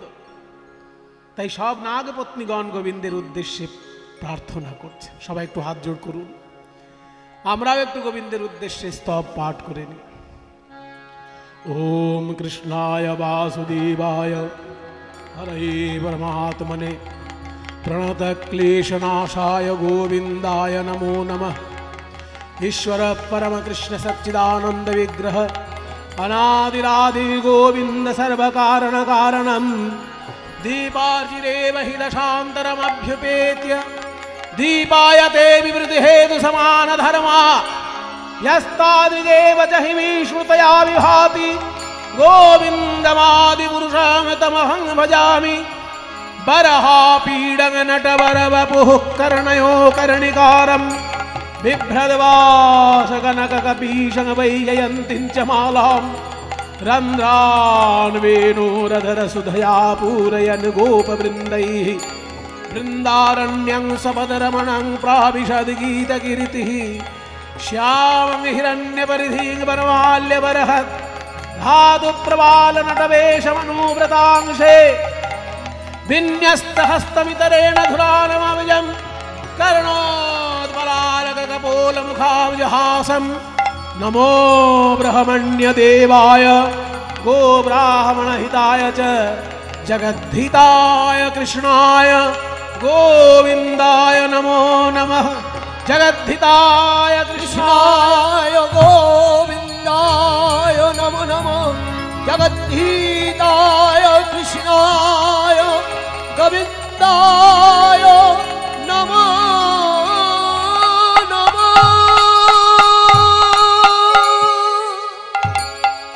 কালিও নাগ, তুমি পূর্বজন্মে ছিলে চন্দ্রধ্বজ রাজা, তাই এই জন্মে তুমি আমার চরণ পেলে। আমার বৃন্দাবনকে তুমি কলুষিত করেছিলে বিষ জলে, তাই আমি তোমাকে শাস্তি দিলাম। তোমার স্ত্রীগণের প্রার্থনায় তোমাকে প্রাণ ভিক্ষা দিলাম। তুমি এখনই বৃন্দাবন ছেড়ে রমণক দ্বীপে চলে যাও। রমণক দ্বীপে আমার আদেশে তুমি গিয়ে থাকবে। গরুড় সেখানে তোমাকে ভক্ষণ করবে না, কারণ তোমার ফনায় ফনায় আমার পদচিহ্ন আছে। আমার পদচিহ্ন দেখলে গরুড় তোমাকে ভক্ষণ করবে না। তুমি বৃন্দাবন ছেড়ে সপরিবারে রমণক দ্বীপে চলে যাও। তাই কালিও নাগ পরবর্তীকালে সপরিবারে রমণক দ্বীপে চলে যাওয়ায় ওই কালিদহের জল পরিষ্কার পরিচ্ছন্ন হয়ে যায় এবং পরে যমুনার মূল প্রবাহের সঙ্গে ওই জল প্রবাহিত হয়ে এখন সেখানে যমুনার ধারাই প্রবাহিত হয়েছে। সবাই মিলে নিতাই গৌর প্রেমানন্দে হরি বল।